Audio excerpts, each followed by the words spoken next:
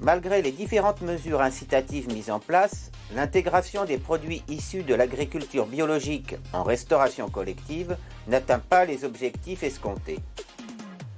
L'agence bio et le ministère tablaient en effet sur 20% des achats de la part des opérateurs en restauration hors domicile. Quels sont les freins et comment favoriser le volume en bio de leur part? Le détail avec Magali Cato du service économie et prospective de Chambre d'Agriculture France. Je suis Magali Cato, chargée d'études économiques filière biologique au sein du service études économiques et prospectives de Chambre d'Agriculture France.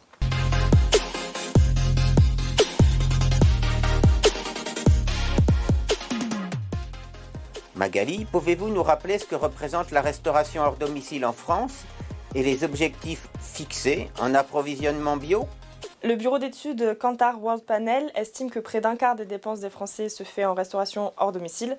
Par conséquent, c'est un levier de croissance important. Conscient de cela, le ministère de l'Agriculture et l'Agence Bio avaient fixé dès 2006 et pour 2012 l'objectif de 20% de produits bio en restauration collective.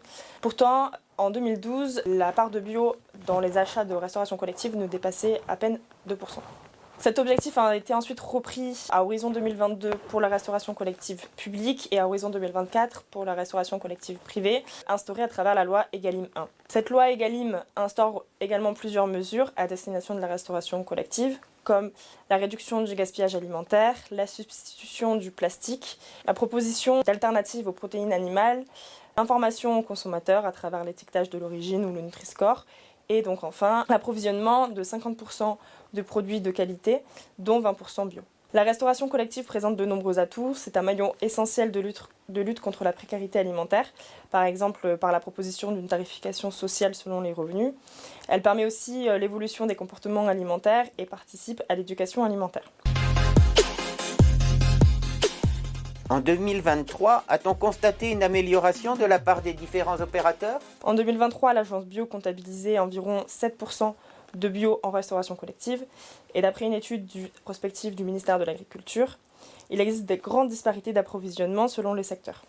Par exemple, en école primaire, 23% de l'approvisionnement est certifié bio, contre seulement 3% dans les centres de santé. Quels sont les freins à l'introduction de l'alimentation bio dans les cantines et la RHD? Alors, il existe plusieurs freins à l'introduction de produits de qualité et de produits biologiques. Le premier reste le prix. 81% des établissements qui proposent du bio observent un surcoût.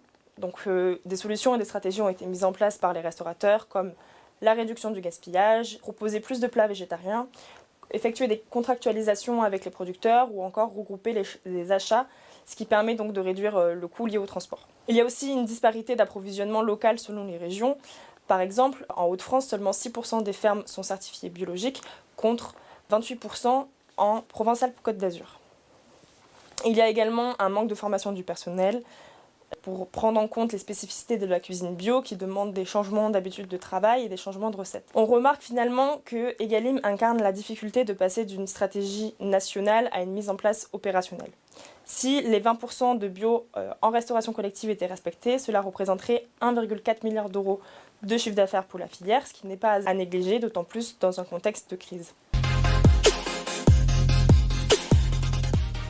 Des mesures et de nouveaux moyens ont-ils été pris pour optimiser ce type d'approvisionnement? En 2023, le ministère de l'Agriculture avait annoncé faire un travail avec les collectivités territoriales qui représentait un soutien de 120 millions d'euros afin de faire respecter la loi Egalim.